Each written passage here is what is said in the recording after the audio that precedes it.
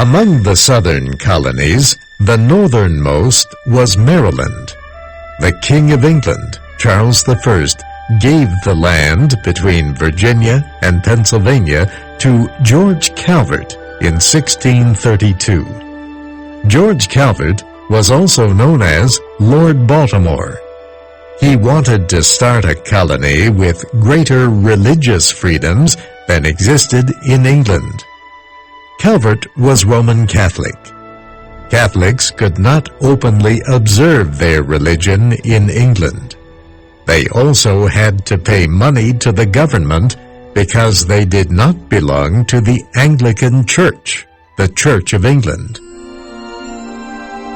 George Calvert never saw the colony that was named Maryland. He died soon after he received the documents giving him the land. The land went to his son, Cecil Calvert, who became the next Lord Baltimore. He had the power to collect taxes, fight wars, make laws, and create courts in Maryland. Cecil named his brother Leonard as the colony's first governor. Cecil Calvert believed that English Catholics could live in peace in Maryland alongside Protestants. So he urged Catholics in England to move there.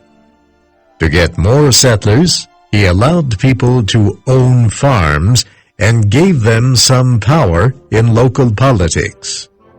Some Catholics did go to Maryland, but not as many as he hoped. Protestants were in the majority. In 1649, Lord Baltimore accepted a Toleration Act passed by the local government. It guaranteed freedom of religion, but only for Christians.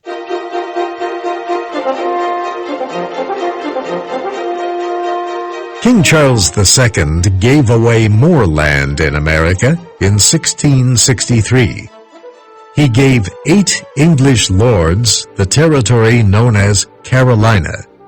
It extended south from Virginia into Florida, an area controlled by Spain. Spain also claimed the southern part of Carolina. Spanish, French, and English settlers had tried earlier to populate the area.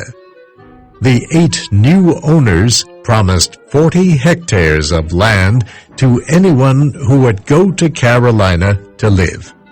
They also promised religious freedom.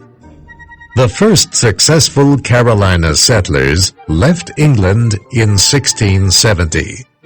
They built a town in an area where 2 rivers met. They called it Charlestown for King Charles. Spanish ships attacked the port city many times, but the settlers defended their land. The settlers planted all kinds of crops to see what would grow best. They found that rice was just right for the hot, humid conditions. Also, their cattle and pigs did so well that the Carolina settlers started selling meat to the West Indies. Many of Charlestown's settlers came from Barbados, a port used in the West Indies slave trade. The settlers began buying black slaves to help grow the rice. By 1708, more blacks than whites lived in the southern part of Carolina. The success of the farming economy depended on slave labor. The northern part of the Carolina colony grew much more slowly than the southern part. Many settlers in the northern part were from neighboring Virginia. Some had left Virginia because people who disagreed with the Anglican Church were not welcome there. Historians say the area that became North Carolina may have been the most democratic of all the colonies. The people generally did not interfere in each other's lives. Together, they faced a common enemy, the pirates who made the North Carolina coast their home base.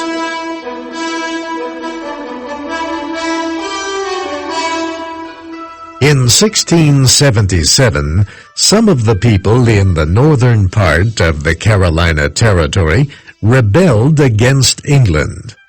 They did not like England's Navigation Acts. These laws forced people in Carolina to pay taxes to England on goods sold to other colonies. Some Northern Carolina settlers refused to pay this tax. These independent thinkers even set up their own government and tried to break free of England. But the English soldiers in the colonies stopped the rebellion by arresting its leader. There were growing differences between the people of Northern Carolina and Southern Carolina. Finally, the owners of the colony divided it in 1712. Forming what would become the states of North Carolina and South Carolina.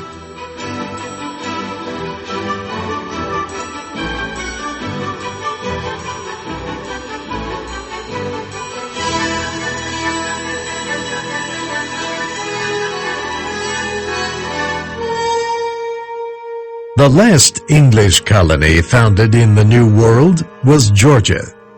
It was established in 1732 under King George II.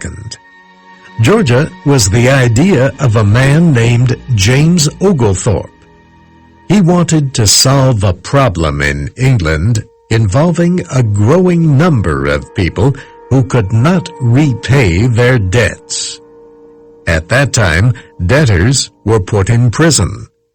This made it impossible for them to earn the money they needed to get out of debt. Oglethorpe wanted to create a colony where debtors could go instead of going to prison. He wanted it to be a place where people could have good lives while they worked to earn money. But not many debtors wanted to go to Georgia. The people who did settle there were much like the people in the other colonies.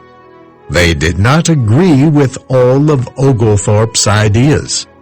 They wanted to do things he did not believe were right, like drinking alcohol and owning slaves. In the end, the settlers won. They rejected Oglethorpe's ideas about how they should live.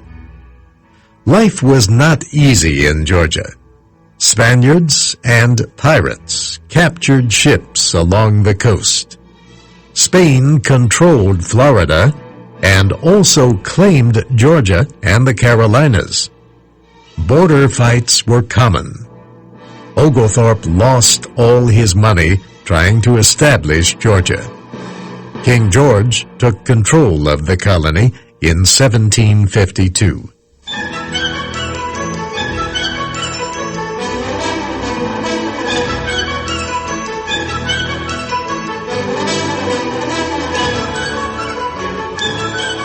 As new colonies were being established nearby, the colony of Virginia was growing. A way of life was developing there that was very different from that of the North. Most people in Virginia at this time were members of the Church of England. Religion was not as important a part of their lives as it was to the people in the North. In the New England colonies, members of the clergy were considered the most important. In the southern colonies, rich landowners were the most important. People in Virginia did not live in towns as people did in Massachusetts. They lived along rivers, on small farms, or on large farms called plantations. Being located on a river made it easy to export goods by ship. Virginians were sending large amounts of tobacco to England. It was the crop that earned them the most money. But growing tobacco breaks down the soil. After a few years, nothing grew well on land that had been planted with tobacco. The farmers had to stop planting anything on the land every few years. That meant they needed a lot of land. They also needed a large workforce. So tobacco farmers in Virginia began to buy land and workers. At first, they bought the services of indentured servants, poor people who had no money or jobs. These indentured servants agreed to work for a farmer for a period of 4 to 7 years. After that, they were free to work for themselves.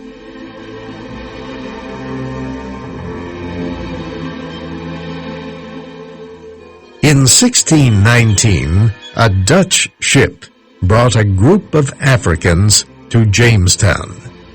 They had been kidnapped from their homes by African traders and sold to the ship's captain. He sold them to the Virginia settlers. These first Africans may have been treated like indentured servants. Later, however, colonists decided to keep them as slaves so they would not have to continue paying for workers. Slowly, laws were approved in Virginia that made it legal to keep black people as slaves. By 1750, there were more Africans in Virginia than any other group. Indians did not make good slaves because they could run away. The slaves from Africa could not. They had no place to go. Slavery in the South affected the course of American history. It divided the people and led to a civil war that nearly tore the nation apart. Slavery in the South will be our story next week.